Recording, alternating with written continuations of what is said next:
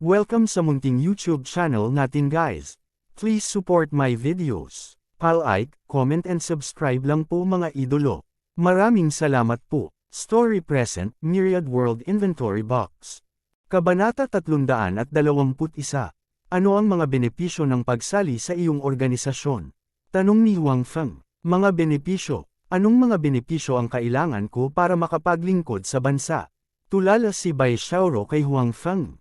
Tila, natigilan din siya sa tanong nito. Ang puso ni Huang Feng ay napuno ng paghamak. Walang benepisyo at gusto lang nilang mag-ambag siya. Hindi siya pumayag. Sa oras na ito, nag-react din si Bai Xiaoro at nagsabi, ang pagsali sa aming organisasyon, syempre, may mga pribilehyo. Halimbawa, kung pinaghihinalaan mo na ang kabilang partido ay mapanganib, maaari kang gumawa ng hakbang o kahit napatayin ang kabilang partido. Gayunpaman, kailangan mong magsulat ng isang ulat pagkatapos pumatay. Nagliwanag ang mga mata ni Huang Feng. Gayunpaman, naramdaman niya kaagad na ang karapatang ito ay walang silbi sa kanya. Bakit siya pumatay ng walang dahilan? Isa pa, hindi siya tanga. Kahit na mayroon siyang karapatang ito, hindi ibig sabihin na maaari niyang patayin ang sinumang gusto niya. Kung maling tao ang napatay niya, malas pa rin siya. May gusto lang sabihin si Bai Xiaoro, ngunit nakarinig siya ng katok sa pinto.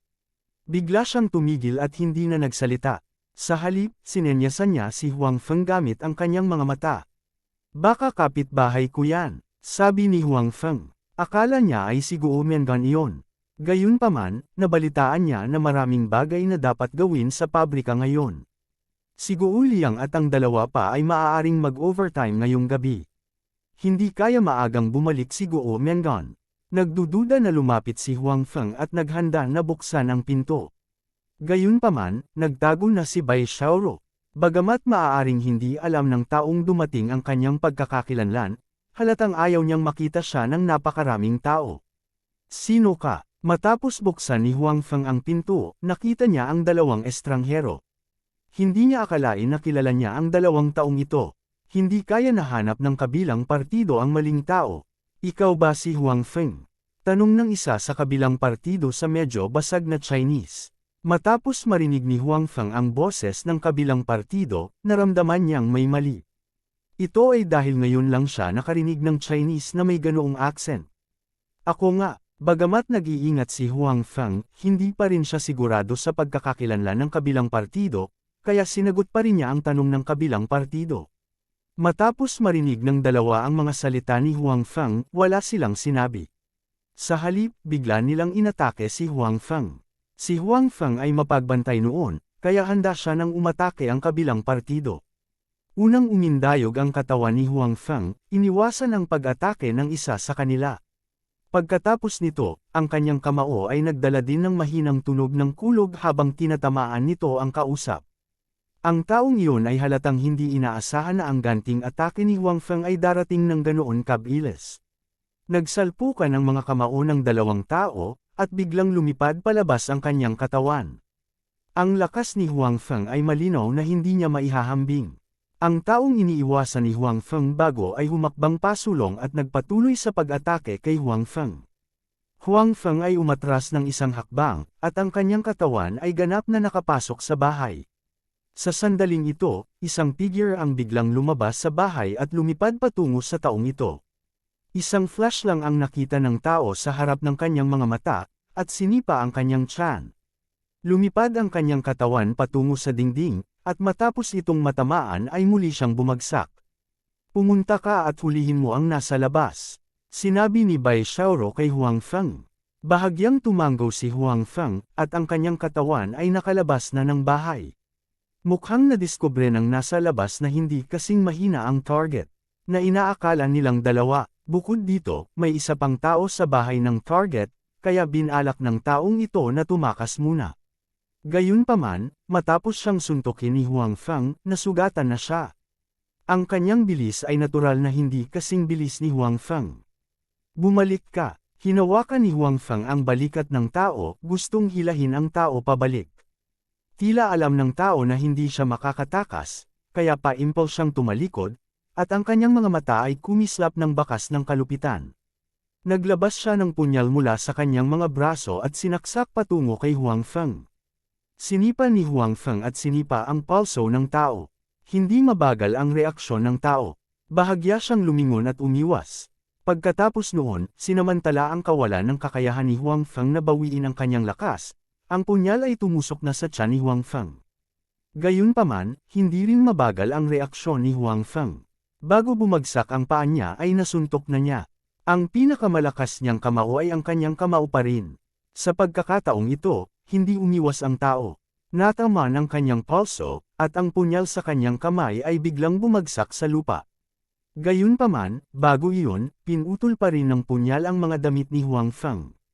Sa kabutihang palad, hindi nito pinutol si Huang Feng. Dapat malaman ng isang tao na hindi siya nagsuot ng gininto ang sutla na malambot na baluti sa bahay. Kung mapuputol siya, siguradong masusugatan siya.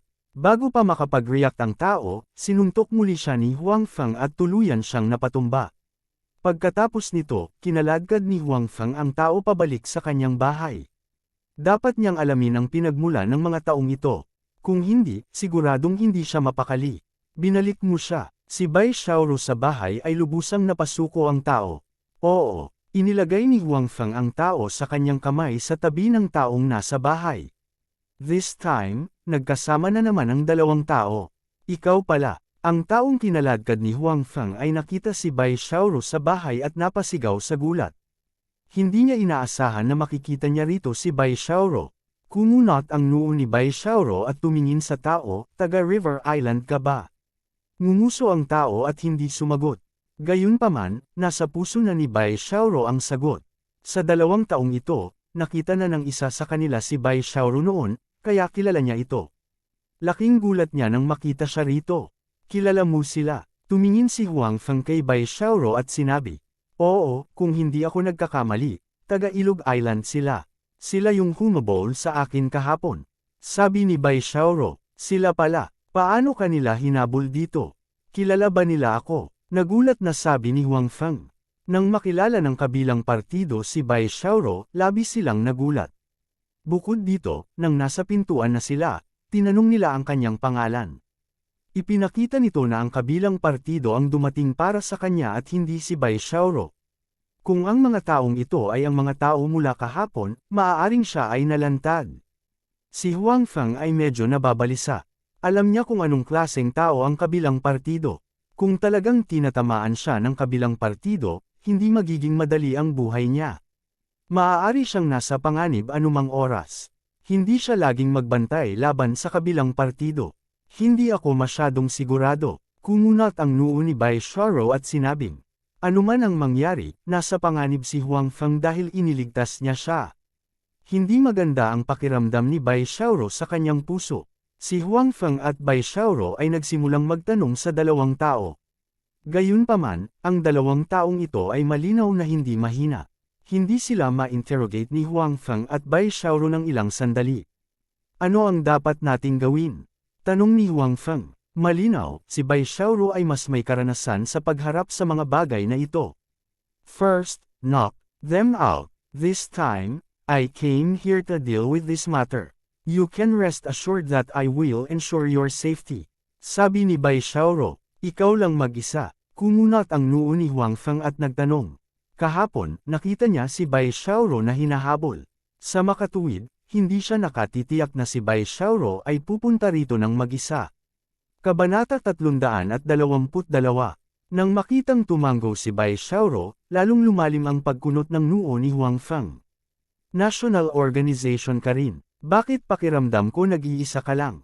Para sa ganitong delikadong operasyon, gamaan ang loob ng amo mo na payagan kang pumuntang mag-isa. Nang makitang medyo hindi nasisiyahan si Huang Feng, natural na alam ni Bai Xiaoro ang dahilan. May iba pang gawain ang iba sa organisasyon. Wala sila dito nitong mga ilang araw. Gusto ng Bureau Chief na maghintay ako ng ilang araw, pero halatang hindi na makapaghintay ang kasalukuyang sitwasyon. Si Bai Xiaoro ay medyo walang magawa. Siya ang pinuno ng pangkat ng Team 2 at may ilang mga subordinate. Gayunpaman, nagkataon lang na lahat sila ay may kanya-kanyang misyon sa oras na ito. Kung hindi nila hahayaan na siya, ang pinuno ng pangkat, ay personal na dumating, at mag-isa. Gayunpaman, may tiwala pa rin si Bai Xiaoro sa kanyang sarili. Ang dahilan kung bakit siya nasugatan noong nakaraan ay dahil sa kanyang kapabayaan. Sa pagkakataong ito, kung maingat siya, dapat walang problema. Gayunpaman, si Huang Feng ay hindi gaanong nakahinga.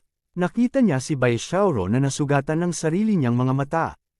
Ipinakita nito na hindi siya ang kalaban ng kabilang partido. Bukod dito, si Bai Xiaoro ay hindi lubusang nagtanong tungkol sa sitwasyon ng kabilang partido. Malinaw, hindi niya tinansya ang lakas ng kabilang partido. Sa kasong ito, paano magagaan ng loob si Huang Feng na pabayaan siyang mag-isa? Hindi dahil si Huang Feng ay isang mabuting tao at nag-aalala tungkol kay Bai Xiaoro, ngunit sangkot din siya sa bagay na ito. Bukod dito, dumating ang kabilang partido upang hanapin siya. Baka na-expose na siya. Kung hindi malulutas ni Bai Xiaoro ang mga ito, siya ay nasa panganib na gagantihan anumang oras.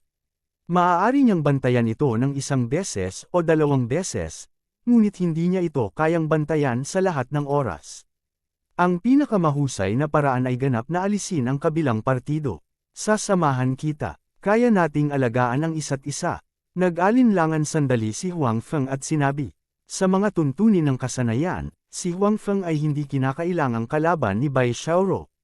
Gayunpaman, mayroon siyang iba pang mga bagay. Bukod dito, alam din niya ang magic. Sa makatuwid, ang kanyang komprehensibong lakas ay hindi mas masahol kaysa kay Bai Xiaoro. Okay, walang problema, pero kailangan mong makinig sa akin. Sumang-ayon kaagad si Bai Xiaoro. Sa katunayan, hinanap ni Bai Xiaoro si Huang Feng sa pagkakataong ito na may layuning hilahin siya sa organisasyon. Pagkatapos ng lahat, hindi madaling makilala ang isang taong may, ligaw, na lakas sa loob. Bagamat tila kasi simula pa lamang niya sa pagtatanim, napakahirap pa rin na makilala ang isang tulad niya. Bukod dito, napakalinis pa rin ang background ni Huang Feng. Natural na ayaw ni Bai Xiaoro na makaligtaan ng gayong tao. Gayunpaman, ang hayaan si Huang Feng na makapasok sa organisasyon ay hindi isang bagay na maaari niyang pagpasyahan sa isang salita lamang. Bagamat isa siyang team leader, wala siyang ganoong kapangyarihan. Kung makakasali si Huang Feng sa misyong ito, hanggat ito ay matagumpay, tiyak na papayag ang hepe ng bureau na payagan si Huang Feng na sumali. At saka, peripheral member lang siya sa simula, para hindi masyadong mahigpit ang mga requirements. Iniisip pa rin ni Bai Xiaoro kung paano hikayatin si Huang Feng na samahan siya sa misyong ito. Hindi niya inaasahan na si Huang Feng ang magkukusa para hilingin na sumama sa kanya. Okay, kung tutuusin, tiyak na higit pa sa kanya ang karanasan ng kabilang partido. Hindi naging problema para kay Huang Feng na makinig sa kanya. Bukod dito, ito ang misyon ng kabilang partido. Ang dahilan kung bakit nagkusa si Huang Feng na hilingin na sumali ay natural na hindi dahil gusto niyang sumali sa kabilang partido. Sa katunayan, wala siyang iniisip na ganoon. Gusto lang niyang lutisin ang problema para hindi siya palaging nasa panganib.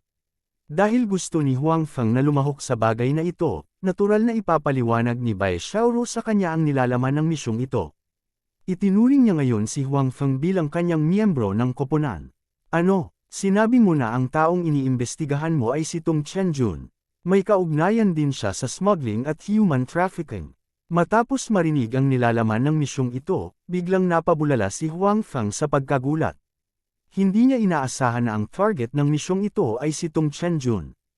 Ito ay masyadong nagkataon. Kilala mo siya, nagdududang tanong ni Bai Xiaoro. Kahit na inimbestigahan niya ang background ni Huang Feng, isang araw lang iyon. Halimbawa, 2 beses lang nagkita sina Huang Feng at Tong Zian. Hindi niya malaman ang mga ganoong bagay. Sa makatuwid, sa kanyang opinyon, imposible para kay Huang Feng at Tong Chenjun, ang pinakamayamang tao sa lalawigan ng Qing, na magkaroon ng anumang pakikipag-ugnayan. Gayunpaman, sa pagtingin sa hitsura ni Huang Feng ngayon, halatang hindi yon ang iniisip niya. You can say that. I have a conflict with his son. Tumango si Huang Feng. Pagkatapos, sinabi niya sa kanya kung paano niya pinahinto si Tong Zian sa gate. Siyempre, sinabi rin niya sa kanya kung paano nakahanap si Tong Zian ng maghihiganti sa kanya. Gayunpaman, hindi binanggit ni Huang Feng na binali niya ang binti ni Tong Zian at na-frame si Brother Biao. Kung sinabi niya iyon, magdudulot ito ng gulo sa sarili niya. Kaya ganyan. Tumango si Bai Xiaoro, hindi niya pinagdudahan ang mga salita ni Huang Feng. Bagamat hindi pa niya nakilala si Tung Zian, nakita niya ang maraming mayayamang ikalawang henerasyon sa kabisera. Alam ni Bai Xiaoro kung anong uri sila ng karakter. Hindi siya nagulat na maghihiganti sila kay Huang Feng. Ayon sa panimula ni Bai Xiaoro, alam din ni Huang Feng na hindi sinasadyang nalaman nila ang tungkol kay Tung Chenjun nang niresolba nila ang isa pang kaso. Gayunpaman, wala silang anumang konkretong ebidensya, kaya hindi nila siya direktang madakip. Tutal, nandoon ang pagkakakilanlan ng kabilang partido. Kung walang ebidensya, ang pag-aresto sa kanya ng walang dahilan ay magdudulot ng maraming negatibong impluensya. Sa makatuwid, nagpadala si Chief Rongning ng isang tao upang mag-imbestiga, at ang taong ito ay si Bai Xiaoro. Noong una, hindi inisip ni Bai Xiaoro na magiging sobrang komplikado ang mga bagay. Sa isip niya, kahit mayaman si Tung Chenjun, isa lang siyang ordinaryong negosyante. Gayunpaman, hindi niya inaasahan na napakaraming nakatagong gwardya sa paligid ng kanyang tirahan. Kung ang mga taong ito ay mga ordinaryong tao, hindi nila siya mahahanap. Gayunpaman, sa mga taong ito, maraming tao ang nakakaalam ng panloob na lakas, at ang kanilang mga kasanayan ay hindi mas masahol kaysa sa kanya. Sa makatuwid, bago siya makahanap ng anumang kapakipakinabang, natuklasan siya ng kabilang partido. Sinamantala rin ng kabilang partido ang kanyang hindi pagiging handa at nasugatan siya. Kung hindi siya naging mapagmatsyag, hindi ito magiging kasing simple ng isang pinsala.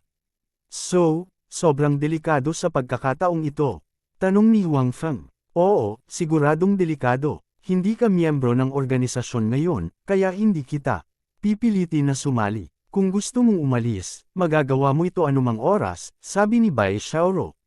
Umiling si Huang Feng. Nagkaroon siya ng sama ng loob sa pamilya Tong, at hindi siya pinayagan ni Tung Zian.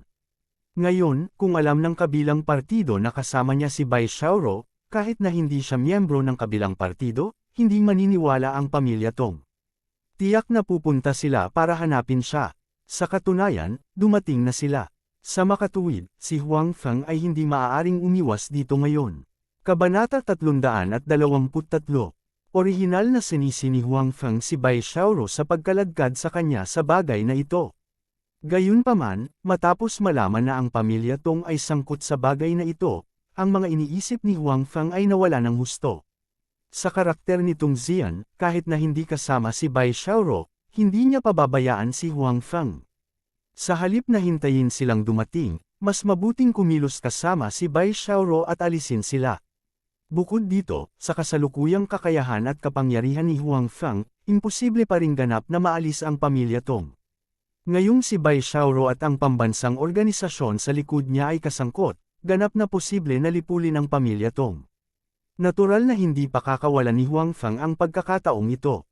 Paano niya maibibigay ang magandang pagkakataon para samantalahin ang sitwasyon?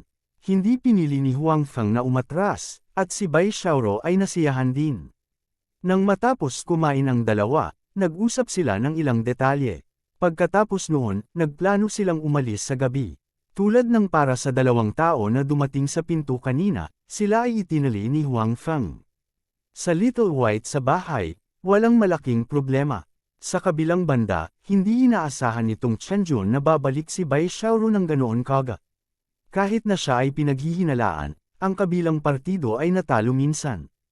Kung gusto nilang bumalik, kakailanganin nila ng ilang oras upang maghanda. Sa panahong ito, maaari niyang harapin si Chuan Dao at ang iba pa. Kung wala ang mga ito sa paraan, hindi niya kailangang makipagsapalaran at ipagpatuloy ang paggawa ng mga bagay na iyon sa oras na ito. Naisip nitong Chenjun na maaaring kaina-hinala si Bai Xiaoro. Sa makatuwid, ngayon ay iniisip nitong Chenjun ang tungkol kay Chuan Dao at sa iba pa, hindi kay Bai Xiaoro. Pagkatapos ng lahat, si Bai Xiaoro ay minsang nakapunta sa tirahan nitong Chenjun, kaya nang muli siyang pumunta, pamilyar siya sa daan. May mali, sa labas ng tirahan nitong Chenjun, tumingin si Bai Xiaoro sa malaking vilya nitong Chenjun at sinabi sa sarili. Anong mali? Tumingin si Huang Feng sa paligid at walang nakitang mali. Maraming tao ang nagpapatrolya sa paligid ng vilya. Makikita na binigyang pansin pa rin nitong Chenjun ang pagprotekta sa kanyang sarili. Ang mga taong ito ay mga ordinaryong bodyguard. Hindi sila Hapon. Sinabi ni Bai Xiaoro, wala akong nakita ni isang Japanese. Ang mga tao ng Huaxia at mga tao sa Nihan ay hindi gaanong naiiba sa isa't isa sa ibabaw. Gayunpaman, kung titingnan mong mabuti, makikita mo na pareho sila. Bukod dito, ang aura ng mga taong Nihan ay hindi maihahambing sa mga ordinaryong bodyguard nitong Chenjun. Sa makatuwid, naramdaman ni Bai Xiaoro na kahit na maraming tao ang nagpapatrolya dito, walang mga Nihan na tao. Ang mga taong ito ay mga ordinaryong tao lamang. Sa mga mata ni Bai Xiaoro, hindi sila maaaring gumanap ng malaking papel. Nagtatago ba sila sa dilim? Sabi ni Huang Feng. Noong nakaraan, si Bai Xiaoro ay nasugatan ng mga Hapones na nagtatago sa dilim. Posible yan, sabi ni Bai Xiaoro na may time na ekspresyon. Hindi siya mag-aalala kung natuklasan niya ng maaga ang lokasyon ng kabilang partido. Gayunpaman, kinakabahan siya dahil hindi niya nakita ang kinaroroonan ng kabilang partido. Ang hindi kilalang pag-iral ay ang pinakamapanganib. Gayunpaman, dahil nandito na siya, natural na pinili ni Bai Xiaoro na umatras sa oras na ito. Sa makatuwid, pinangunahan niya si Huang Feng papunta sa villa area. Inayos nitong Chenjun ang maraming bodyguard para magpatrolya sa paligid ng kanyang villa. Nagkaroon din ng maraming kagamitan sa pagsubaybay. Sa mata ng mga ordinaryong tao, ang mga hakbang sa seguridad dito ay medyo maganda. Gayunpaman, sa mata ng isang profesional na tulad ni Bai Xiaoro, ang mga hakbang sa seguridad nitong Chenjun ay puno ng mga butas. Nag-aalala lang siya sa mga taga-Nihan. Wala siyang pakialam sa mga bodyguard at surveillance camera. Sa makatuwid, napakadaling pinamunuan ni Bai Xiaoro si Huang Feng sa villa nitong Chenjun. Sa panahong ito, hindi sila natuklasan ng mga bodyguard ng kabilang partido, at hindi rin nila natuklasan ang presensya ng mga taga-Nihan. Bagamat may mga pagdududa si Bai Xiaoro sa kanyang puso, lubos pa rin siyang nasisiyahan na nakarating dito ng ligtas. Aakyat muna ako, may paraan ka ba para umakyat? Itinuro ni Bai Xiaoro ang balkonahe sa ikalawang palapag at sinabi, oo. Kung wala si Bai Xiaoro sa kanyang tabi, maaaring gamitin ni Huang Feng ang Sumero Magic Silk Gloves. Tumango si Bai Xiaoro, naisip niya ang oras kung kailan siya dinala ni Huang Feng para umakyat sa dingding. Bagamat mas mataas ng bahagya ang balcony dito kaysa sa dingding, isinama niya ito noong nakaraan. Sa pagkakataong ito, siya ay walang laman, kaya dapat walang problema. Kaya naman, naunang umakyat si Bai Xiaoro. Nakita ni Huang Feng kung ano ang ibig sabihin ng maging kasing liwanag ng isang lunok. Nakita niya si Bai Xiaoro na hiniram ang lakas ng pader at lumutang hanggang sa ikalawang palapag. Habang humihinga si Huang Feng, hindi mabagal ang kanyang mga galaw. Nagsuot na siya ng gloves at lumipad paakyat sa ikalawang palapag. Matapos marating ni Bai Xiaoro ang balkonahe sa ikalawang palapag, gusto niyang lumingon upang makita kung ano ang kalagayan ni Huang Feng.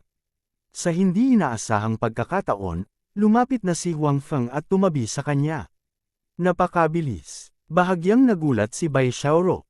Oo naman, hindi naglakas loob si Huang Feng na titigan siya ng guwantes. Kung nangyari iyon, malantad siya. Kaya naman, nang tumalikod siya, nagsuot na siya ng guwantes at halos magkasabay na dumating sa balkonahe. Sa ganitong paraan, hindi nakikita ni Bai Xiaoro ang kanyang mga galaw. Sa kabutihang palad, walang pinaghihinalaan si Bai Xiaoro. Naisip niya lang na napakahusay ng mga kasanayan ni Huang Feng. Hindi nakalock ang mga bintana at pinto ng balkonahe. Si Huang Feng at Bai Xiaoro ay maayos na pumasok sa kwarto. Pagkatapos, sa pamamagitan ng kwarto, nakarating sila sa koridor sa labas. Mula rito, malinaw na naririnig nila ang nangyari sa unang palapag. Kasabay nito, nakikita rin ni Zhao Yao ang sitwasyon sa unang palapag sa pamamagitan ng pag-unat ng kaunti sa kanyang ulo.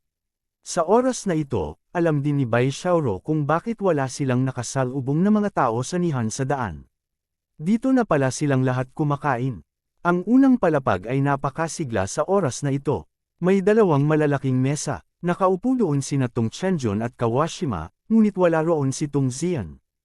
Halika, Ginoong Kawashima. Nais kong maghandog sa iyo ng isang toast. Sa mga araw na ito, nagsumikap ka, at gayon din ang iyong mga kapatid. Itinaas ni Tong Chenjun ang kanyang wine glass at sinabi kay Kawashima. Ang kanyang mga salita ay halatang nakadirekta sa mga taong nihan na naruroon. This is my duty. You just need to do what the Lord asked you to do. Okay lang sa akin na magsumikap. Sabi ni Kawashima, alam mo rin na medyo tense ang sitwasyon kamakailan. Sa tingin ko, mas mabuting hayaan silang tumingin sa paligid kaysa mag-inom dito. Masyado kang nag-aalala, Mr. Kawashima. Kinawayan nitong Chenjon ang kanyang kamay at sinabing, hindi ba't sinabi mo na aksidente lang na nakalapit ang babae sa lugar na ito? At saka, kung gusto nilang bumalik, aabutin ng ilang araw. Tiyak na wala sila rito ngayon. Nakikita ko na ang mga kapatid natin ay nagsusumikap araw-araw, kaya espesyal akong naghanda ng masasarap na pagkain at alak para sa lahat ngayon. Nakasimangot pa rin si Kawashima. Bagamat nagpumilit siyang maghatid ng mga paninda, alam niyang hindi masyadong maganda ang kanilang sitwasyon ngayon.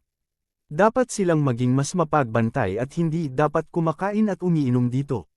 Para naman sa mga bodyguard nitong Chenjon, hindi rin siya nagtiwala sa kanila. Kabanata 324. Sa isip ni Kawashima, ang mga bodyguard nitong Chenjon ay maaaring magpakita ng palabas upang takutin ang mga ordinaryong tao, ngunit imposible para sa kanila na pigilan ang babaeng iyon. Kagabi, yung mga bodyguards ang nagbabantay sa pinto. Malapit na ang babaeng iyon sa villa, ngunit hindi nila ito napansin. Kung hindi dahil sa mga especially iya, nalaman niya ang lahat ng nangyari dito.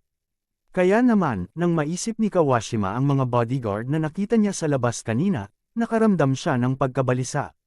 Gayunpaman, sumang-ayon siya sa mga salita nitong Chenjun. Nasugatan ang babaeng iyon at tiyak na hindi makakapasok sa susunod na 2 araw. Kahit na makahanap siya ng mga reinforcement, aabutin pa ito ng 1 o 2 araw. Baka maapektuhan nito ang plano niya mamaya. Gayunpaman, sigurado siyang magiging maayos siya ngayon. Kaya naman pumayag siyang papasukin ang kanyang mga tauhan para uminom at magpahinga. Pagkatapos nito, aayusin niya na bantayan nila ang lugar na ito mula bukas. Bagamat medyo na-curious si Kawashima kung bakit inayos nitong Chenjun ang handaan sa bahay sa halip na isang hotel o club, hindi niya ito masyadong inisip. Pagkatapos ng lahat, si Tong Chenjun ay may pribadong chef na ang mga kasanayan ay hindi mas masama kaysa sa mga chef sa mga hotel. Nakita ni Tong Chenjun na nagsimulang uminom ang mga tauhan ni Kawashima. Isang malamig na ngiti ang sumilay sa kanyang mukha, ngunit mabilis niyang itinago iyon. Siyempre, hindi naman siya ganoon kabait para yayain silang uminom. Obviously, may iba siyang plano. Yung mga bodyguard sa labas hindi dumating para lang pigilan yung babaeng yun. May bahagi sa kanila ang dumating para kay Kawashima at sa kanyang mga tauhan. Hindi na niya inayos ang pagpunta nila sa hotel dahil mas convenient sa kanya ang palipat-lipat sa villa. Naglagay siya ng droga sa alak ngayong gabi. Hanggat iniinom nila ito, hindi na sila madyay gising. Gayunpaman, ang ikinabahala nitong Chenjun ay ang Kawashima ay hindi pa nakakainom ng kanyang alak. Ang mga lalaking iyon na kasama niya ay natural na hindi nang ahas na uminom muna. Kaya naman, siya ay balisa. Natatakot siyang malantad ang mga lalaking katabi niya kung hindi pa sila nakainom ng alak. Hindi uminom si Kawashima hindi dahil alam niya ang ginawa nitong Chenjun. Sa kanyang opinyon, walang lakas ng loob si Tong Chenjun na makipagtalo sa kanila. Kung tutuusin, siya at ang mga taong nasa likod niya ay may maraming dumi kay Tong Chenjun. Kapag nalantad ito sa publiko, si Tong Chenjun ay ganap na masisira. Siya ay magiging isang bilanggo mula sa isang kinaiinggitang pinakamayamang tao. Hindi nang ahas si Tong Chenjun na gawin iyon.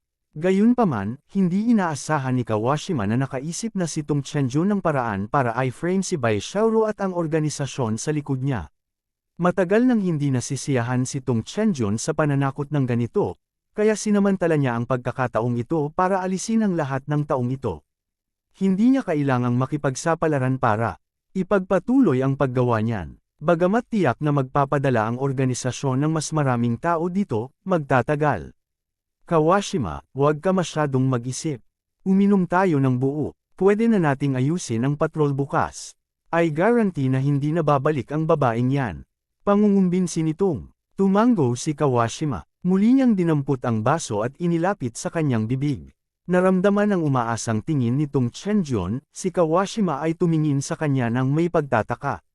Tinago nitong Chenjun ang kanyang ngiti at sinabing, iinom muna ako. Pagkatapos ay itinaas niya ang kanyang ulo at ininom ang alak. Siyempre, naproseso ang kanyang alak at walang problema. Naramdaman ni Kawashima na medyo kakaiba si Tong Chenjun ngayon, ngunit hindi niya ito masyadong inisip. Ang akala niya ay dahil sa sobrang pressure sa mga araw na ito. Kaya naman, handa nang uminom si Kawashima at ang kanyang mga tauhan na nakaupo sa hapag. Gayunpaman, sa sandaling ito, ang pinto ng villa ay biglang bumukas. Isang figure ang sumugod. Nakita ni Kawashima ang tao at napatigil ito sa kanyang ginagawa, nakatingin sa kanya. Anong ginagawa ng mga lalaki sa labas? Bakit may pinapasok sila ng ganitong oras? Nakita nitong Chenjun na hindi na umiinom si Kawashima, kaya nagmura siya sa kanyang puso. Gayunpaman, hindi niya napansin na may mga hindi pa rin pumapasok. Sa katunayan, hindi alam nitong Chenjun kung ilang tao ang dinala ni Kawashima sa pagkakataong ito. Inayos niya ang piging na ito at hiniling kay Kawashima na dalhin ang lahat ng kanyang mga tauhan dito, kaya naisip niya na lahat sila ay narito. Gayunpaman, hindi niya inaasahan na may mga hindi pa rin dumating. Anong wala? Tapos na ba? Tanong ni Kawashima nang makita niyang paparating ang taong ito. Isa ang taong ito sa mga taong inayos niya para patayin si Huang Feng.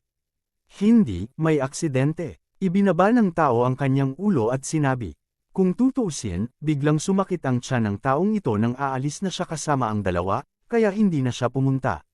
Naisip din ng dalawa na sapat na ang dalawang tao para harapin ang isang maliit na security guard kaya hindi na nila ito hinintay. Hindi inisip ng taong ito na mali ito. Akala niya sayang ang talent ng 3 tao na pumatay ng isang security guard. Ngayong masama na ang pakiramdam niya, hindi na niya kailangan pang pumunta. Gayunpaman, hindi siya nakabalik kaagad sa Kawashima. Ang isang dahilan ay hindi pa siya ganap na gumaling at nagdurusa pa rin sa pagtatae. Isa pang dahilan ay inutusan ni Kawashima na magsama silang 3. Ngayong sinuwi niya ang utos, hindi nararapat na bumalik siyang mag-isa. Gusto niyang hintayin na bumalik ang dalawa at magsumbong sa kanila ng magkasama. Gayunpaman, naghintay siya ng matagal, ngunit hindi bumalik ang dalawa. Wala man lang balita. Kahit na ano, pinatay man niya ang mga ito o hindi, dapat silang dalawa ay nagpadala ng ilang balita. Sa pakiramdam na may mali, nagkusa siyang makipag-ugnayan sa kabilang partido.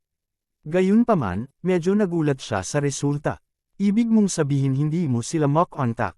Gulat na napatingin si Kawashima sa tao. Wala siyang pakialam na sinuwi ng taong ito ang utos niya ngayon. Ang pinakamahalagang bagay ngayon ay malaman kung ano ang nangyari sa dalawa pa.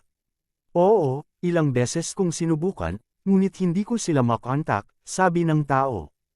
Alam niyang may mali nang hindi siya nakabalik sa kanila pagkatapos ng mahabang panahon. Iyon ang dahilan kung bakit siya dumating upang iulat ang balita. Bang! Binasag ni Kawashima ang baso ng alak sa kanyang kamay sa mesa. Napuno ng galit ang puso niya. Hindi niya inaasahan na magiging ganito ang isang simpleng gawain. Hindi niya akalain na ang dalawa niyang tauhan ay kusang maglalayas. Malinaw, natalo sila sa kamay ni Huang Feng. Maaaring sila ay nahuli o napatay niya.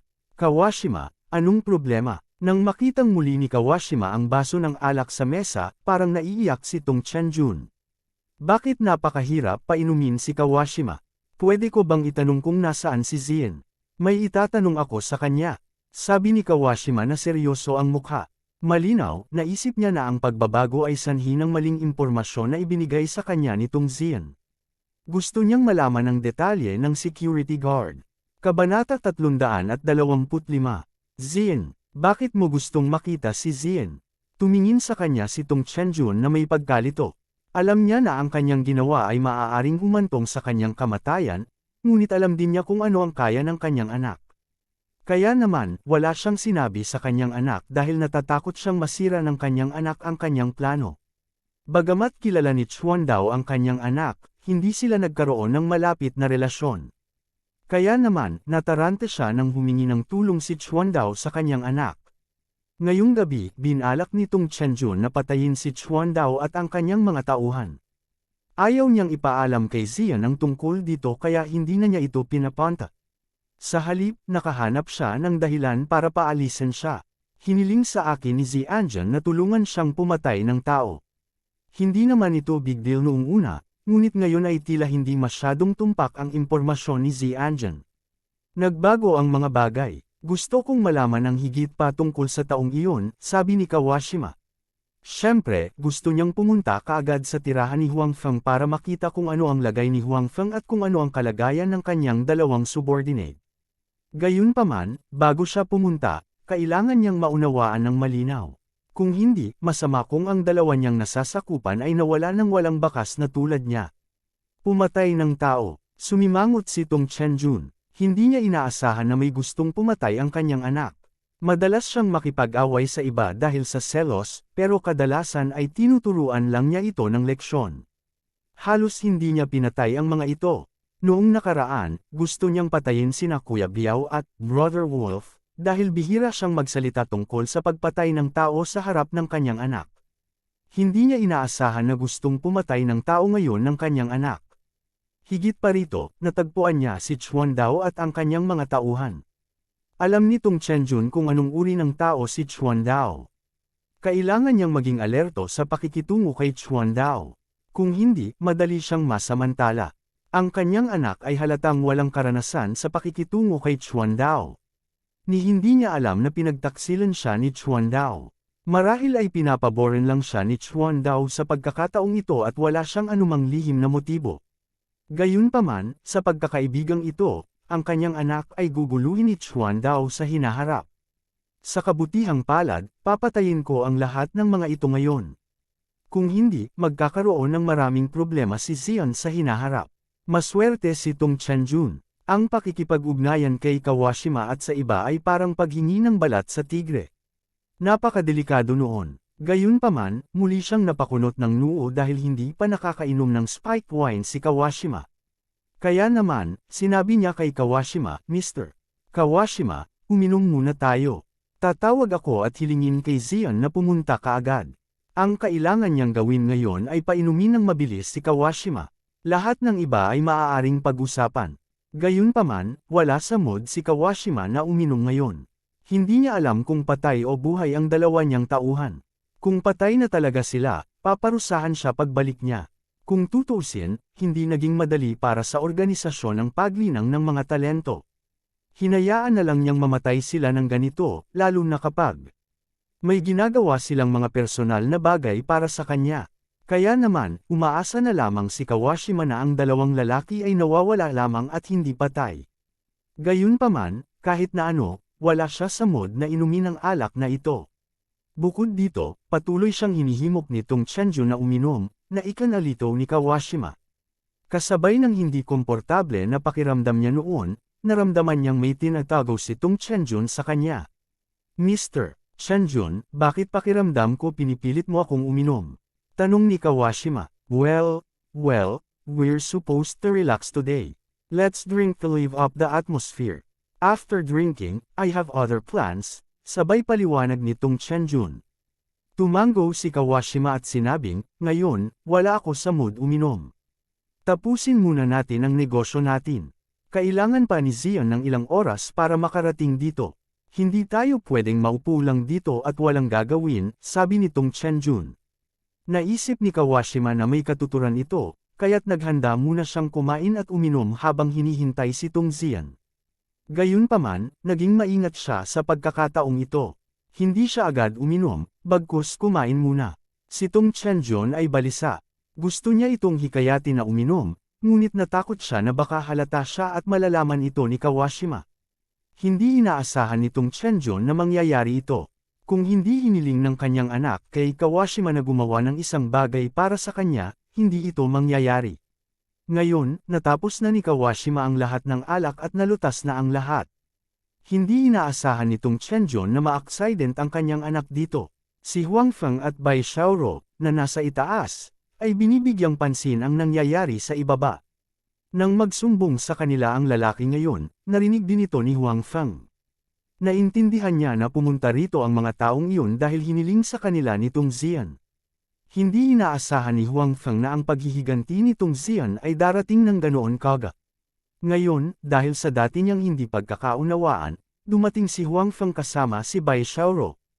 Ngayong alam niyang hindi pagkakaunawaan iyon, hindi siya pwedeng umalis na lang ngayon. At saka, hindi niya alam kung makakalabas siya ng maayos sa villa area. Gayunpaman, nagpa siya din si Huang Feng na kung wala silang makukuha mula sa pagbabantay ngayong gabi, hindi siya sasama sa kanila bukas. Hahayaan niyang mag-isa si Bai Xiaoro. Anyway, hindi naman siya exposed. Dahil nahirapan si Bai Xiaoro sa mga taong ito, hindi nila siya maaalagaan. Higit pa rito, pagkatapos na matarget ni Bai Xiaoro, maaaring walang pagkakataon si Tung Xian na makahanap ng problema sa kanya. Malinaw na naiintindihan ni Bai Xiaoro ang bagay na ito. Alam din niya na dumating si Huang Feng dahil sa kanyang sarili. Ayaw niya talagang tulungan siya. Gusto niyang patuloy siyang sundan ni Huang Feng, kaya kailangan niyang mag-isip ng ibang paraan. Bagamat naghinala si Bai Xiaoro na si Tung Chenjun ay may ilang ilegal na transaksyon sa kabilang partido, hindi niya alam kung saan inilalagay ng kabilang partido ang mga kalakal at tao. Ang tanging magagawa niya ngayon ay bantayan sila at pagkatapos ay sundan sila upang mahanap ang lokasyon ng mga paninda. Habang sinusubaybayan ni Huang Feng at Bai Xiaoro ang sitwasyon gamit ang kanilang sariling mga iniisip, si Tung Chenjun, na nasa ibaba, ay hindi maiwasang subukang hikayatin si Chuan Dao na uminom ng ilang beses. Gayunpaman, malinaw na nagbabantay si Chuan Dao at tumangging uminom. Alam nitong Chenjun na kung magpapatuloy ito, malalantad ang kanyang plano. Kaya, lihim siyang nagpadala ng mensahe sa mga bodyguard sa labas, na hinihiling sa kanila na maghanda sa pagpasok. Dahil nakagawa na siya ng kanyang hakbang, walang paraan upang huminto. Dahil hindi niya kayang patayin si Chuan Dao gamit ang alak, maaari lamang niyang piliing patayin ito sa pamamagitan ng puwersa. Hindi nagtagal pagkatapos ipaalam nitong Chenjun ang mga bodyguard sa labas, sa wakas ay nagkaroon ng bisa ang epekto ng alak. Nagkaroon ng tagal ng panahon sa pagitan ng pag-inom ng gamot at ng epekto, ngunit sa sandaling magkabisa ito, napakalakas ng epekto. Sa isang kisap mata, ang mga tao sa hapag ay samuka ng dugo at namatay. Sa oras na ito, nag-react lang si Chuan Dao. Kabanata 326. Napatitig si Kawashima kay Tung Chenjun. Bagamat naramdaman niyang kakaiba ang kinikilos ni Tung Chenjun ngayon, hindi niya inaasahan na aatake sila ni Tung Chenjun. Kahit na nakita niyang isa-isang nahuhulog ang kanyang mga tauhan, nahihirapan pa rin siyang tanggapin ang katotohanan. Bagamat handa si Tung Chenjun, hindi niya inaasahan na magkakabisa ang alak sa sandaling ito. Dahil dito ay medyo natigilan siya.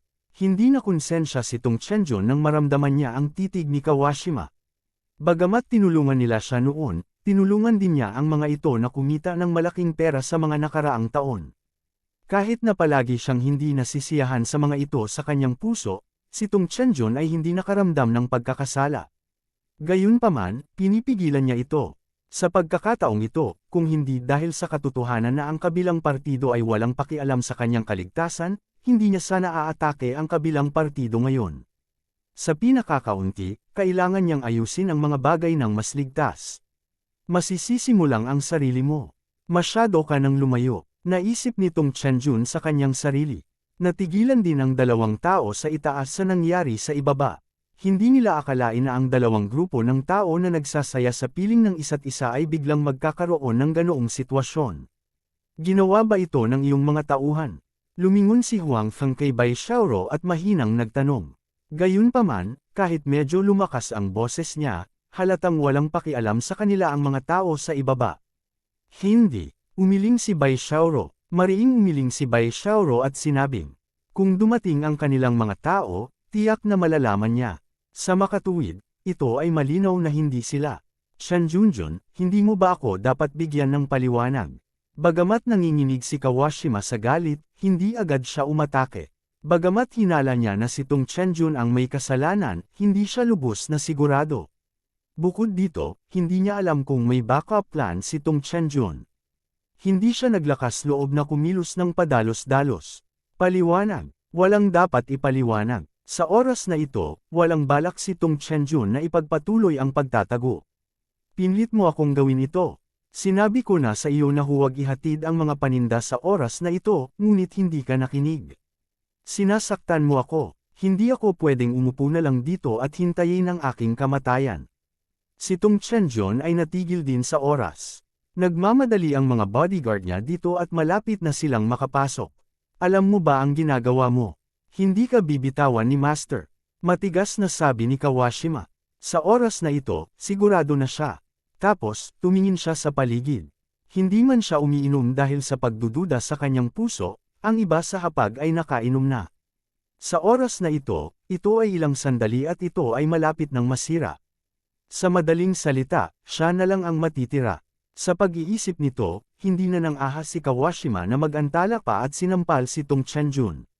Si Tong Chenjun ay nagbabantay laban kay Tong Chenjun. Matapos makita ang paggalaw ni Tong Chenjun, umiwas si Tong Chenjun sa gilid. Gayunpaman, ang dalawang waiter na nagsilbing waiter ay dumating sa harap ni Tong Chenjun.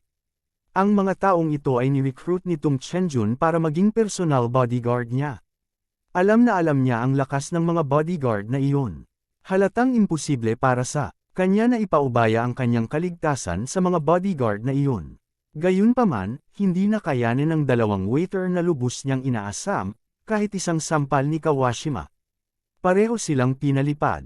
Ang dalawang waiter na iyon ay magaling naman lalaban sa mga ordinaryong tao, ngunit malinaw naman, hindi sila kalaban para sa Kawashima. Ito ang pagkakaiba ng pagkakaroon ng panloob na lakas at ng hindi pagkakaroon nito. Kung walang panloob na lakas, kahit na mag-ensayo ka hanggang sa taas, ang iyong lakas ay limitado. Sa mga nalason hanggang sa mamatay, ang ilan sa kanila ay may panloob na lakas. Masyadong hindi makatarungan na makalason hanggang sa kamatayan tulad nito, sinabi ni Bai Ang Xiaofenro kay Hu. Tumango si Huang Feng. Naramdaman din niya kung gaano siya kaswerte na natutunan niya ang panloob na lakas. Siyempre, ito ang kanyang pinakamalaking kapalaran na magkaroon ng kahon ng imbakan. Hindi mo ba kayang ilabas ang lason sa iyong katawan ng may lakas sa loob? Curious na tanong ni Huang Feng. Dati, pinaalis niya ang alak sa kanyang katawan. Logically speaking, dapat kaya niyang ilabas ang lason sa katawan niya. Yung sinabi mo, puro TV shows and movies. In reality, unless you have a very rich internal strength, you can't do it. At least, I can't do it. Umiling si Bai Xiaoro at sinabing, bukod dito, ang lason nitong Chenjun ay napakalakas. Kaunting panahon lamang ang kailangan para magkabisa ang lason. Kahit na ang mga may mayamang panloob na lakas ay maaaring hindi makapagpalabas ng lason sa tamang panahon. Tumango si Huang Feng. Gayunpaman, hindi niya binanggit na bagamat wala siyang gaanong lakas sa loob, maaari niyang ilabas ang alkohol sa kanyang katawan.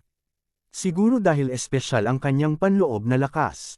Shanjunjun, dahil walang kahihiyang pinagtaksilan mo ang organisasyon, pagkatapos ay mamatay ka. Tumingin si Kawashima kay Tong Chenjun na may nakamamatay na tingin. Nagpapanik din si Tong Chenjun. Hindi niya inaasahan na ganoon kalakas si Kawashima. Kadalasan, walang ginagawa si Kawashima. Usually, mga subordinate niya ang may gawa nito. Naisip niya na kahit gaano pa kalakas si Kawashima, hindi siya magiging mas malakas kaysa sa kanyang mga nasasakupan. Gayunpaman, ngayong naisip niya ito, napagtanto niyang mali siya. At ang pagkakamaling ito ay maaaring magbuwis ng kanyang buhay. Nang si Tong Chenjun ay nagpapanik at si Kawashima ay aatake na, muling bumukas ang pinto ng vilya. Isang grupo ng mga bodyguard na nakaitim ang sumugod. Tuwang-tuwa si Tong Chenjun nang makita niya sila. Bilasan mo, patayin mo siya para sa akin. Agad na inilabas ng mga bodyguard ang kanilang mga baril at tinutukan si Kawashima. Ang kanyang mga nasasakupan ay nalason hanggang sa mamatay. Pa! Pa! Pa! Pa! Patuloy na narinig ang mga putok ng baril. Sa itaas, naging pangit ang mukha ni Bai Xiaoro. Napakaraming baril ni Tong Chenjun. Ito lamang ay sapat na upang magdusa siya. Marahil ay makakaligtas siya kung mayroon siyang napakaraming baril sa ilalim ng normal na mga pangyayari. Ngunit kapag ang mga tao sa itaas ay gustong humanap ng gulo sa kanya, ang mga baril na ito ay magiging isang seryosong krimen. Walang pakialam si Kawashima sa pagpatay kay Tong Chenjun ngayon. Paulit-ulit siyang umikot para makaiwas sa mga bala. Ang lakas na ipinakita ni Kawashima ay isang eye-opener din para kay Huang Feng. Ito ay lumabas na ang isang tao ay talagang makakaiwas sa mga bala na may malakas na panloob na lakas.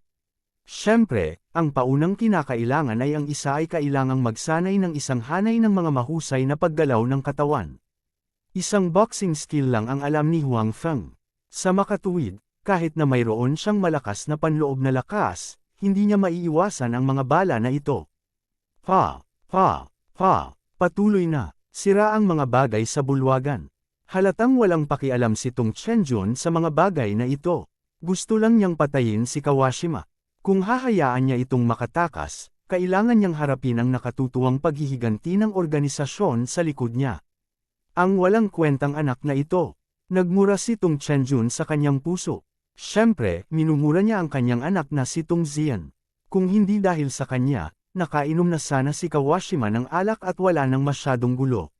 Bang! Habang tumatakbo ang imahinasyon ni Tong Chenjun, isang table leg ang lumipad patungo sa kanya at tinamaan siya sa ulo, dahilan para damyugo ang kanyang ilong. Kabanata 327. Tinakpan ni Tong Chenjun ang kanyang ilong at umatras ng ilang hakbang. Damaloy ang dugo mula sa ilong niya sa pagitan ng mga daliri niya, at hindi niya napigilan. Hindi inaasahan ni Tong Chenjun na kaya pang lumaban si Kawashima sa sandaling ito, at masaktan pa ang kanyang sarili. Humayo kayong lahat, patayin ninyo siya. Galit na umuungal si Tong Chenjun. Lalong tumindi ang putok ng baril sa ibaba. Hindi masama ang lakas ni Kawashima, at hindi rin masama ang galaw ng kanyang katawan. Gayunpaman, binaril pa rin siya sa napakalakas na ulan ng mga bala. Sa kabutihang palad, hindi siya malubhang nasugatan. Kaya naman, umatras si Kawashima habang siya ay nagtatago, at ang kanyang ruta ng pag-urong ay talagang patungo sa ikalawang palapag. Nagkatinginan sina Huang Feng at Bai Xiaoro. Hindi nila inaasahan na hindi sinasadyang pangungunahan ni Kawashima ang mga taong iyon dito. Buti na lang at maraming kwarto sa second floor. Si Huang Feng at Bai Xiaoro ay natural na gustong maghintay hanggang sa wakas upang umani ng mga benepisyo. Sa makatuwid, nakahanap sila ng isang silid at doon nagtago, naghihintay na mapagpasyahan ang mananalo. Nagkataon namang hindi nagtagal ay pumasok sila sa isang kwarto ay muling bumukas ang pinto. Si Huang Feng at Bai Xiaoro ay natigilan. Mayroong higit sa 10 silid sa ikalawang palapag, at pinili nila ang isa ng random. Hindi nila akalain na si Kawashima ang pipiliin ng parehong kwarto sa kanila. Oo, si Kawashima ang pumasok. Sa sandaling ito, wala siya sa mabuting kalagayan. Puno ng dugo ang kanyang katawan, at walang nakakaalam kung gaano karaming sugat ang mayroon siya. Siyempre, nakamit niya ang magagandang resulta. Hindi bababasa, nakapatay siya ng 3 tao. Talagang hindi madaling pumatay ng 3 tao at masaktan pa si Tong Chenjun kapag napapaligiran ng napakaraming tao. Nang makita ni Chuan Dao si Huang Feng at ang isa pang lalaki, natigilan din siya. Gayunpaman, ang oras na ito ay napakaikli. Maya-maya pa, umaakyat na siya kay Huang Feng at sa isa pang lalaki. Sa sitwasyong ito kung saan may mga humahabol sa likod at mga hadlang sa harap, natural na pinili niyang atakihin si Huang Feng at ang isa pang lalaki na kakaunti ang tao. Dumating si Bai Xiaoro kahapon, ngunit nakikinig siya sa labas. Pagkatapos noon, nadiskubre siya ng mga subordinate ni Kawashima, kaya nakatakas siya. Hindi niya nakilala si Kawashima, kaya hindi siya kilala ni Kawashima. Si Huang Feng ay wala ring magawa. Noong una, gusto nilang magtago hanggang sa huli, ngunit ngayon ay tila imposible na. Habang papalapit ang hampas ng palad, nanliit ang mga mata ni Huang Feng. Ikinuyong niya ang kanyang kamao at pinakawala ng Russian Thunder Fist na nakipagsagupaan sa kanyang kalaban. Noong una, nang makita ni Kawashima ang 2 tao sa silid na ito, naisip niyang mga tauhan din sila ni Tong Chenjun, kaya hindi niya ito masyadong pinansin. Ngayon lang niya naranasan ang lakas ng mga tauhan ni Tong Chenjun. Masasabing walang baril, kaya niyang talunin ang 12-dosenang tao ng mag-isa. Kaya naman, hindi ito isinapuso ni Kawashima nang makita niyang si Huang Feng at ang isa pang lalaki ay walang armas. Bukod dito, nasugatan din siya. Kaya naman, hindi niya naipakita ang kanyang buong lakas sa suntok na ito. Sa kabilang banda, pinaghandaan ito ni Huang Feng. Alam niya kung gaano kalakas si Chuan Dao. Kaya naman, hindi na siya nagtimpi sa suntok na ito. Ginamit niya ang lahat ng kanyang lakas. Kaya naman pagkatapos nilang magpalitan ng suntok ay sabay silang napaatras ng ilang hakbang ngunit pantay-pantay. Nang inag ang puso ni Huang Feng. Kung hindi dahil sa pinsala at kapabayaan ng kabilang partido, tiyak na hindi siya ang makakalaban ng kabilang partido. Sa kabilang banda, mas nagulat si Kawashima. Hindi niya inaasahan na ang hamak na tao sa kanyang harapan ay magkakaroon ng ganoong kalakasan. Kahit na siya ay nasugatan at minamaliit ang kanyang kalaban, ang lakas na ipinakita ni Huang Feng ay nagulat pa rin sa kanya. Gayunpaman, ang kanyang sorpresa ay hindi nagtagal. Dumating na ang pag-atake ni Bai Xiaoro. Si Bai Xiaoro ay natural na hindi tatabi at panoorin ang laban ni Huang Feng at Kawashima. Sa makatuwid, nang kumilos si Huang Feng, lumipat na siya. Gayunpaman, lumipat si Huang Feng mula sa harapan, at pinili niyang lumipat mula sa gilid. Sa pagharap sa pag-atake ni Bai Xiaoro, si Kawashima ay nagkaroon lamang ng oras para gumawa ng defensive move. Ang magkabilang panig ay hamarang sa kanyang harapan, at natanggap niya ang malakas na sipa ni Bai Xiaoro. Kaya naman, umatras siyang muli ng ilang hakbang. Sa pagkakataong ito, umatras siya ng higit pa kaysa dati, at nasa pintuan na siya. "Sino ka ba?" sabi ni Kawashima na may malungkot na mukha. Marahil dahil sa matagal na siyang nanatili sa China, napakataas ng antas ng Chinese ni Kawashima. Walang makapagsasabi na isa siyang dayuhan. "Nandito kami para hulihin ka," sabi ni Bai Xiaoro. Sa orihinal, plano nilang magpakita pagkatapos ng labanan sa pagitan ng Kawashima at Tung Chenjun. Gayunpaman, ngayong natuklasan na sila ng kalaban, wala na silang dahilan para palayain si Kawashima. Para naman kay Tung Chenjun, tiyak na arestuhin siya. Hindi alintana kung ang kanyang pagpupuslit at human trafficking ay totoo o hindi. Ang katotohanan na siya ay nalasan ng napakaraming tao hanggang sa mamatay ngayong gabi ay sapat na para sa kanya upang mabaril hanggang mamatay ng 10 beses. Sa pagkakataong ito, sina Bai Xiaoro at Huang Feng ang nagkusa na sumugod sa Chuandao. "Sinuntok mo," sinisipa ko. Sa simula, medyo hindi pamilyar ang dalawa sa isa't isa. Madalas nilang hinaharangan ang pag-atake ng isa't isa. Gayunpaman, pagkatapos ng ilang mga galaw, ang dalawa sa kanila ay maaaring magtulungan ng mahusay. Kailangang sabihin na ang dalawa sa kanila ay napaka-fated sa aspetong ito. Gayunpaman, habang lumalaban si Kawashima, lalo siyang natakot. Kung hindi siya nasugatan, wala siyang problema sa pakikitungo sa sinuman sa kanila. Gayunpaman, mahirap makitungo sa dalawa ng magkasabay, lalo na kapag ang kanilang pagtutulungan ay nagiging mas mahusay. Ngayon na siya ay nasugatan, siya ay hindi gaanong katapat para sa kanila. Sa makatuwid, ang mga pinsala ni Kawashima ay naging mas malubha. Gayunpaman, hindi nagtagal, nagkaroon ng kaguluhan sa labas. Dumating na ang mga bodyguard ni Tung Chenjun. Si Huang Feng, Kawashima, at Kawashima ay natakot lahat. Dahil kahit sino pa sila, lahat sila ay kaaway ni Tung Chenjun. Siguradong hindi papayag si Tung Chenjun na patayin silang lahat. Alam din ni Huang Feng na kahit si Kawashima ay hindi makaiwas ng lubusan sa mga putok ng baril ng mga bodyguard, lalo pa siya. Hindi rin inaasahan ni Bai Xiaoro na sila ni Huang Feng ay makukulong sa ganoong silid. Walang masyadong masisilungan, kahit isang bintana. Medyo balisa siya. Dumating na ang ilang bodyguard sa pintuan. Nang makita nilang nag-aaway ang mga tao sa loob ng kwarto ay nagpaputok sila ng walang pag-aalinlangan. Ang mga bala ay lumipad kung saan-saan. Walang pakialam sina Huang Feng at Bai Xiaoro kay Kawashima sa oras na ito. Mabilis silang nagtago sa kabilang side ng kama. Ito ang tanging bagay na maaaring tumakip sa kanila sa silid na ito. Gayunpaman, sa kawalan ng iba pang mga labasan, sila ngayon ay parang mga pagong sa isang garapon. Ang kamatayan ay sandali lamang. Gayunpaman, si Kawashima ay hindi kasing swerte ni Huang Feng at Bai Xiaoro. Nasugatan na siya noong nasa ibaba siya. Pagkatapos noon, nang lumapit siya at nakipag-away kay Huang Feng at Bai Xiaoro saglit, lumala ng husto ang kanyang mga sugat. Natural, hindi na kasing kinas ng dati ang mga galaw niya. Nang magpaputok ang kabilang partido ay bahagyang bumagal ang kanyang reaksyon kaya nagkaroon ng ilang butas ng bala sa kanyang katawan. Kabanata 328.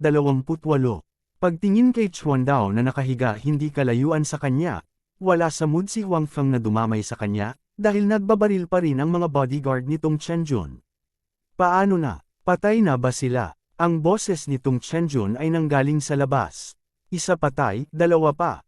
Sagot ng isang bodyguard. Dalawa pa. Malinaw na hindi nakita nitong Chenjun sina Huang Feng at Bai Xiaoluo noon. Oo, then continue to kill all of them. Sabi nitong Chenjun. Naisip niya na ang 2 taong binanggit ng bodyguard ay mga tao rin ni Chuan Dao. Sa makatuwid, ang mga bala ay naging mas siksik, at ang kama sa kama ay nawasak. Kung magpapatuloy ito, hindi makakatakas sina Huang Feng at Bai Xiaoluo. Inilabas na ni Bai Xiaoluo ang kanyang baril at binaril ang kalaban, ngunit tila wala itong gaanong epekto sa harap ng malakas na firepower ng kalaban. Bagamat nakapatay siya ng 3 tao, binaril din siya. Ang kanyang pinsala ay hindi ganap na gumaling, at ngayon ang sitwasyon ay mas malala pa. Sa pagkakataong ito, baka nasaktan kita. Sabi ni Bai Xiaoluo kay Huang Feng na may mapait na ngiti. Iisa lang ang labasan dito, at hinarang ito ng kalaban. Hindi inisip ni Bai Xiaoluo na makakatakas siya, at natural na hindi makakatakas si Huang Feng. Si Bai Xiaoluo ay hindi natatakot sa kamatayan. Mula sa araw na sumali siya sa organisasyon, nagkaroon siya ng ganitong kamalayan. Gayunpaman, iba si Huang Feng. Gusto man niya itong hilahin sa organisasyon, kung tutuusin, hindi pa ito sumasali, kaya hindi siya maituturing na miyembro ng organisasyon. Isa lang siyang ordinaryong tao. Kung mamatay siya ng ganito, natural na makaramdam siya ng mali. Walang sinabi si Huang Feng. Gusto niyang pumunta ngayon, at hindi si Bai Xiaoluo ang nagpilit sa kanya na pumunta. Kaya ngayon, kahit ganito ang nangyari, sarili lang niya ang masisisi niya, hindi ang kabilang partido. Gayunpaman, si Huang Feng ay hindi kasing pesimista ni Bai Xiaoluo. Kung hindi siya natatakot na ma-expose sa harap ni Bai Xiaoluo, ginamit niya ang magic at ang mga bagay sa storage box. Hindi sana siya nahulog sa ganitong sitwasyon. Gayunpaman, halatang wala siyang pakialam ngayon. Ngayon, mas mahalaga na mailigtas ang kanyang buhay. Kung paano siya paghihinalaan ni Bai Xiaoluo pagkatapos nito, ito ay isang bagay para sa hinaharap. Kailangan muna niyang iligtas ang kanyang buhay. Maghanda sa pagsingil. Habang nagsasalita si Huang Feng, inilabas niya ang granada mula sa kanyang storage box. Ang granada ay nakuha din sa pamamagitan ng storage box. Matapos itong gamitin bilang isang patunay ng transmission, ito ay isang ordinaryong granada at wala na ang function ng transmission. Sa makatuwid, kahit na ginamit ito ni Huang Feng, hindi niya mararamdaman na ito ay isang awa. Noong una, iniisip pa rin ni Bai Xiaoluo kung paano lalabas si Huang Feng. Gayunpaman, nakita niya si Huang Feng na naglabas ng isang itim na bagay na nakakaalam kung saan. Pagkatapos, sa paghila ng singsing, inihagis niya ang bagay na nasa kamay niya. At ang direksyon na ibinato niya ay ang pinto. Boom! Isang malakas na pagsabog ang umalangaw na sinundan ng mga hiyawan at daing. Sa orihinal, ang mga bodyguard ay lahat ay nagtipon malapit sa pasukan, ngunit hindi nila inaasahan na si Huang Feng at ang iba pa ay magkakaroon talaga ng ganoong sandata ng malawakang pagkasira tulad ng isang granada, kaya hindi nila napagtanto ang panganib at hindi naghiwa-hiwalay. Sa ganitong paraan, na-maximize ang kapangyarihan ng granada. Halatang nabigla si Bai Xiaoluo sa biglaang pagbabagong ito. Tumingin siya kay Huang Feng na tulala. Ano pang hinihintay mo? Fair na, sigaw ni Huang Feng habang umaarangkada siya. Agad namang nag-react si Bai Xiaoluo. Ngayon ay talagang isang pagkakataon, kaya nagmadali din siyang lumabas. Tapos, nabigla siya sa eksenang nasa harapan niya. Malapit sa entrance, walang makatayo ngayon. Siyempre, maliban kay Huang Feng. Maraming tao ang nakahandusay sa lupa. May mga bali pa nga ang mga paa. Nasira din ang pinto sa pagsabog. May mga hiyawan kung saan-saan. Siyempre, maswerte silang nakasigaw. Marami sa kanila ang hindi na makasigaw dahil patay na sila. Sa mga hiyawan na ito, natagpuan din ni Huang Feng at Bai Xiaoluo si Tong Chenjun. Malas din siya. Nakahanda na siyang bumaba at umalis sa mapanganib na lugar na ito, ngunit huli na siya ng isang hakbang. Matapos sumabog ang granada, nasugatan siya ng mga fragment na ginawa ng pagsabog. Gayunpaman, maswerte rin siya dahil siya ang pinakamalayo, kaya ang kanyang pinsala ay ang pinakamagaan. Gayunpaman, marami ng mga bahid ng dugo sa kanyang katawan. Mukhang hindi na natin kailangan mag-break. Tiningnan ni Huang Feng ang mga sugatan at mga bangkay sa lupa at sinabing, "Iyon, hindi ko sinasadyang pumatay ng tao." Napilitan akong gawin iyon. Si Huang Feng ay isang ordinaryong tao pa rin. Hindi siya sumali sa organisasyon ni Bai Xiaoro. Natural, wala siyang karapatang pumatay ng tao. Sa kanyang mga mata, ang karapatan ay walang silbi, ngunit ngayon ay tila isang magandang bagay. Natakot talaga si Huang Feng na gamitin ito ni Bai Xiaoro bilang dahilan para arestuhin siya. Maaaring hindi niya talaga siya palayain sa kulungan, ngunit maaari niyang tanungin siya tungkol sa nangyari ngayon. Hindi naman. Sa kabutihang palad, walang intensyon si Bai Xiaoro na arestuhin siya. Then, she looked at him and said, "Marami kang sikreto." Nang makitang magsasalita na si Huang Feng, sinabi niya, "Alam ko, ito ay isang nakatagong sandata." Pagkatapos noon, makahulugan niyang tiningnan si Huang Feng. Malinaw, nang sabihin ni Huang Feng na ang talam ng hangin ay isang nakatagong sandata, hindi siya naniwala sa kanya. Nagkibit-balikat si Huang Feng at nilunok ang mga salitang gusto niyang sabihin. Halatang alam ng kabilang partido kung ano ang nangyayari, kaya walang silbi ang paghahanap niya ng dahilan. Buti na lang at hindi intensyon ng kabilang partido na pilitin siyang magsalita. "Sino kayo?" Sa oras na ito, si Tong Chanjun, na nakahiga sa lupa, ay tumingin kay Huang Feng at Bai Xiaoro at nagtanong. Bagamat marunong magsalita ng Chinese ang mga nasasakupan ni Kawashima, lagi naman silang clumsily magsalita. Gayunpaman, sina Huang Feng at Bai Xiaoro ay nagsasalita ng tunay na Chinese. Sa makatuwid, alam nitong Chenjun na sina Huang Feng at Bai Xiaoro ay wala sa parehong grupo ni Kawashima. Dahil dito, mas gusto niyang mabuhay pa. Kung sina Huang Feng at Bai Xiaoro ay mga tao ni Kawashima, kung gayon siya ay matatapos ngayon. "Yung taong hinuli ka," inulit ni Bai Xiaoro kay Tong Chenjun ang sinabi niya. "Kay Chuan daw. Pumunta siya dito ngayon para tingnan kung may mga pahiwatig, para malaman kung saan nakatago ang mga paninda at mga taong ibinebenta." Ayaw niya talagang kumilos. Gayunpaman, ang mga plano ay hindi kailanman makakasabay sa mga pagbabago. Ayaw nilang kumilos, ngunit hindi sinasadyang pinangunahan ni Kawashima ang mga tao rito. Muntik na silang mapatay kaya't wala silang magawa kundi kumilos. "Ikaw yung babaeng kahapon." Nang marinig ang mga salita ni Bai Xiaoro, nagbago ang ekspresyon ni Tong Chenjun. Tapos, naalala niyang may nag-eavesdrop sa villa niya kagabi. Naisip niya kaagad si Bai Xiaoro. "Masyado kang matalino," sabi ni Bai Xiaoro habang humakbang pasulong at hinubad ang mga damit ng mga tao. Pagkatapos, itinali niya ang mga ito. Kinuha ni Huang Feng ang mga baril sa kanilang mga kamay. Kabanata 329. Nang marinig ang paninindigan ni Bai Xiaoro, biglang namula ang mukha ni Tong Chenjun. Kung si Huang Feng at Bai Xiaoro ay ibang tao, maaari pa rin niyang gamitin ang sarili niyang kapangyarihan para alisin ang sarili sa bagay na ito. Gayunpaman, si Bai Xiaoro ay miyembro ng organisasyong iyon, kaya magiging mahirap para sa kanya na tuluyang makalayo. Gayunpaman, si Tong Chenjun ay hindi ganap na desperado.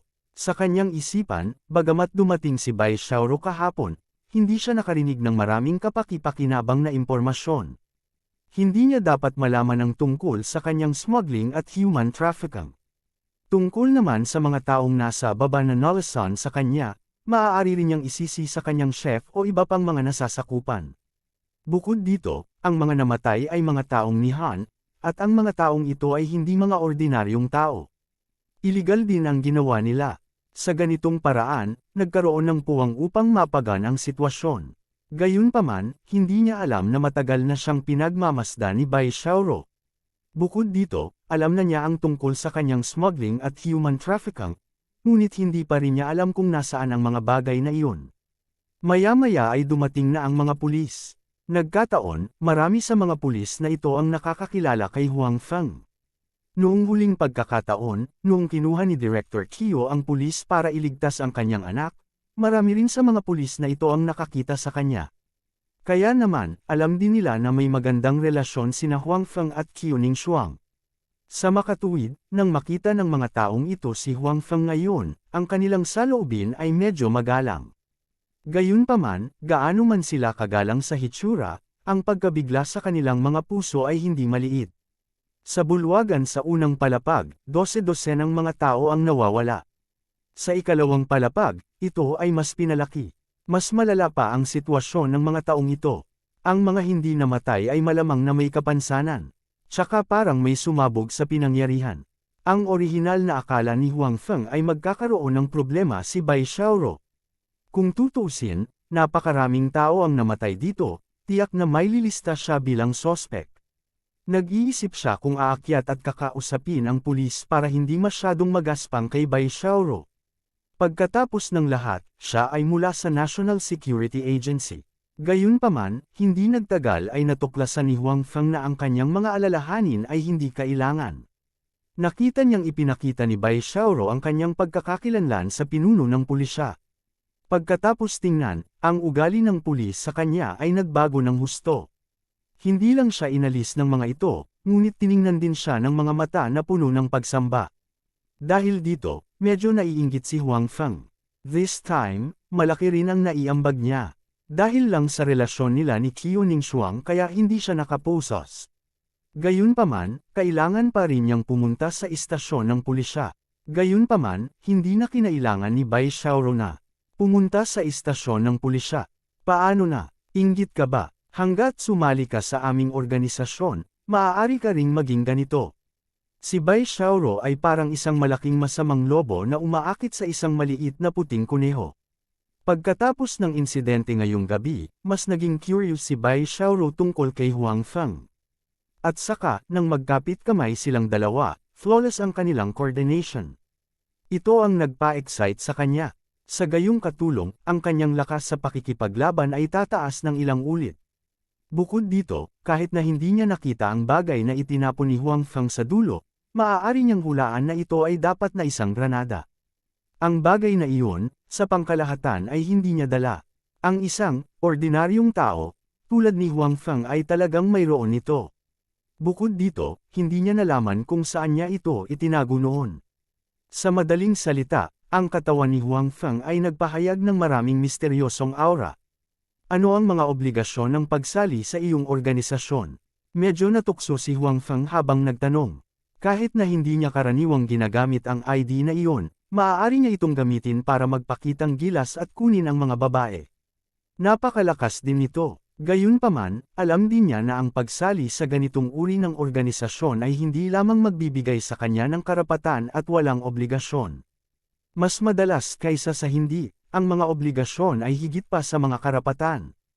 Mga obligasyon, syempre, sinabi ni Bai Xiaoro, ang tanging obligasyon natin ay labanan ang lahat ng tao at mga bagay na lumalabag sa pambansang interes, kapwa domestik at dayuhan.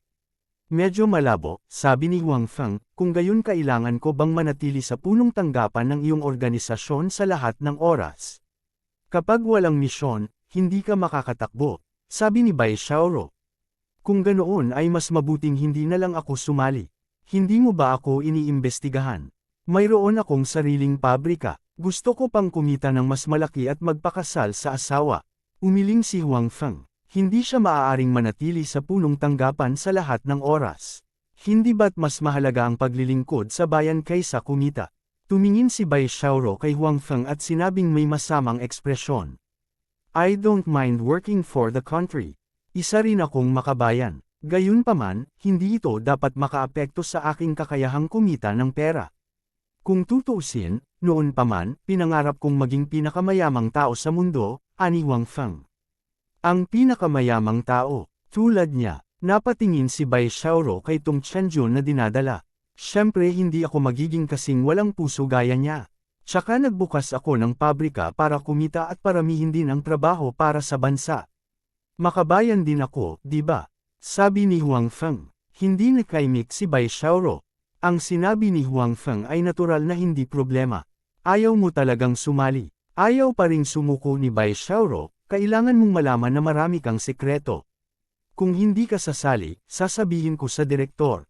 Siguradong magiging interesado siya sa mga sekreto mo.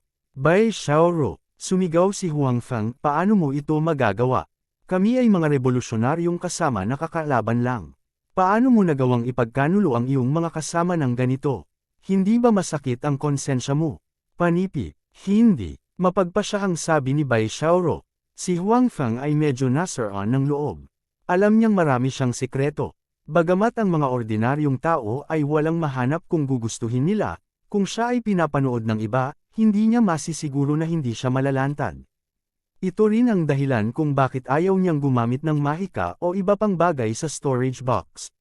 Gayunpaman, sa huli, ginamit pa rin niya ang mga ito. Bai Xiaoro, niligtas na kita noon. Hindi mo kayang suklian ng kawalan ng pasasalamat ang kabutihan, sabi ni Huang Feng. Natatakot ka bang malaman ang sikreto mo? Sobrang nakakahiya, sabi ni Bai Xiaoro. At least for now, I don't want too many people to know. It will bring me a lot of trouble, and I don't like trouble. Sabi ni Huang Feng. Alam ni Bai Xiaoro na tama si Huang Feng. Kung talagang iniulat niya ang kanyang mga bagay, kung gayon ang direktor at maraming tao sa bureau ay magiging interesado kay Huang Feng. Sa oras na iyon, ang kanyang ordinaryong buhay ay matatapos na. Well, I promise you for the time being na hindi ko sasabihin ang mga sikreto mo. Naisip ito ni Bai Xiaoro at sinabi. Natural na interesado siya sa mga lihim ni Huang Feng.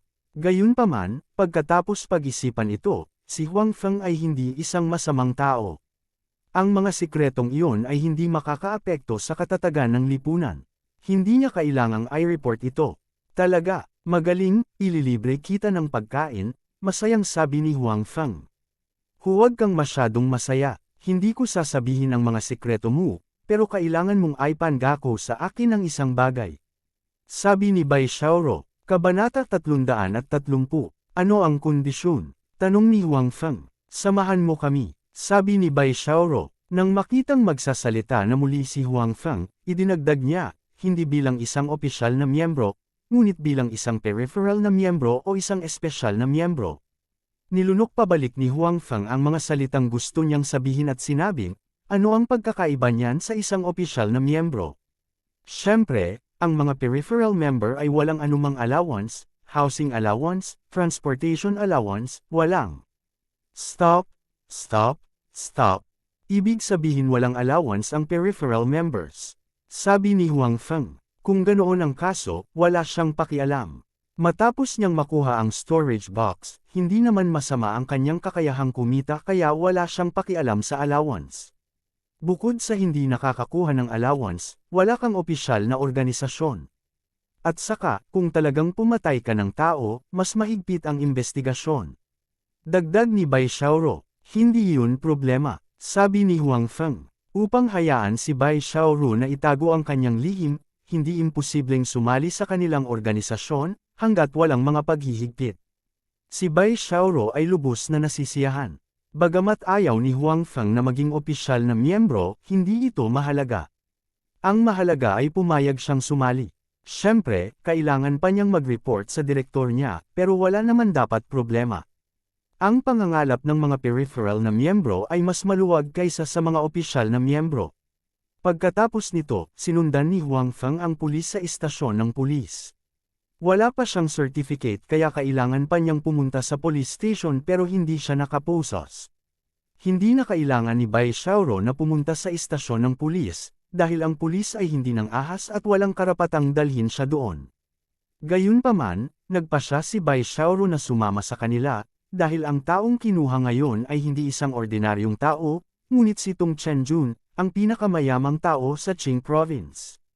Nang dumating sina Huang Feng at Bai Xiaoro sa istasyon ng pulisya, naunawaan ni Huang Feng na ang bagay na ito ay mas seryoso kaysa sa inaakala niya. Hindi lang dumating si Director Qiu, may iba pang opisyal ng gobyerno sa tabi niya. Malinaw, ang pag-aresto kay Tong Chenjun ay may malaking epekto. Si Tong Chenjun ay nakaramdam ng higit na kumpiyansa nang makita niya ang napakaraming tao na dumarating. Huang Feng, bakit ka nandito? Nang makita ni Director Qiu si Huang Feng, labis siyang nagulat. Hindi niya akalain na si Huang Feng ay kasangkot sa bagay na ito. Oo, miyembro ako ng team niya. Itinuro ni Huang Feng si Bai Xiaoro. Ito ang napag-usapan nila habang papunta sila rito. Sa pagkakataong ito, narito ako kasama ang pinuno ng pangkat upang imbestigahan si Tong Chenjun. Mga miyembro ng team, hindi ka ba security guard? Teka, hindi ka ba nagbukas ng sarili mong pabrika? Bakit isa ka na naman sa mga tao nila? Natural na alam ni Director Qiu ang tungkol sa pagkakakilanlan ni Bai Xiaoro. Gayunpaman, hindi niya inaasahan na isa si Huang Feng sa kanila. Director Kyo, may ilang mga lihim na kasama. It's not convenient to disclose them at the moment. Sana hindi mo ipagkalat ang identity niya. Sa oras na ito, dumating si Bai Xiaoro upang iligtas si Huang Feng. Tumango si Director Kyo, bagamat siya ay naguguluhan pa rin, dahil sinabi ni Bai Xiaoro, hindi niya itinuloy ang bagay na iyon. Nakahinga ng maluwag si Huang Feng. Kung hindi dahil kay Bai Xiaoro, hindi niya maipaliwanag kung paano siya nasangkot sa bagay na ito. Kung iisipin ito, hindi masamang sumali sa kanilang organisasyon. Mabilis na naisagawa ang interogasyon kay Tung Chenjun. Ito ay sa kahilingan ni Bai Xiaoro. Si Tung Chenjun ay hindi lang sangkot sa smuggling, sangkot din siya sa human trafficking. Ang bawat minutong pagkaantala ay nangangahulugan na ang mga taong na-traffic ay nasa mas panganib. Matapos maalis ang hinala ni Huang Feng, siya ay ipinadala ni Bai Xiaoro upang dalhin ang dalawang lalaki mula sa Chuandao. Habang iniimbestigahan si Tung Chenjun, tinanong din niya ang dalawang lalaki. Noong una, iniisip pa rin ni Tung Chenjun kung paano iiwas ang kanyang responsibilidad at hinala. Kahit paano siya tanungin ng mga pulis, hindi siya umimik. Gayunpaman, nang makita niya ang dalawang lalaking dinala ni Huang Feng, agad na nagbago ang kanyang mukha. Ang dalawang lalaking ito ay hindi lang taga Chuandao. Malapit din sila kay Chuandao. Kung hindi sila hahayaan ni Chuandao na gumawa ng pribadong trabaho. Sa makatuwid, ang dalawang lalaking ito ay napakalinaw tungkol sa mga gawain ni Chuandao, kabilang ang lokasyon ng mga smuggled na kalakal at ang mga taong pinaplano nilang ibenta. Higit sa lahat, karamihan sa mga taong pinaplano nilang ibenta ay natipon sa ilalim ng panawagan ni Chuandao. Ang dalawang lalaking ito, na buhay pa, ay alam din ang lokasyon ng mga taong iyon.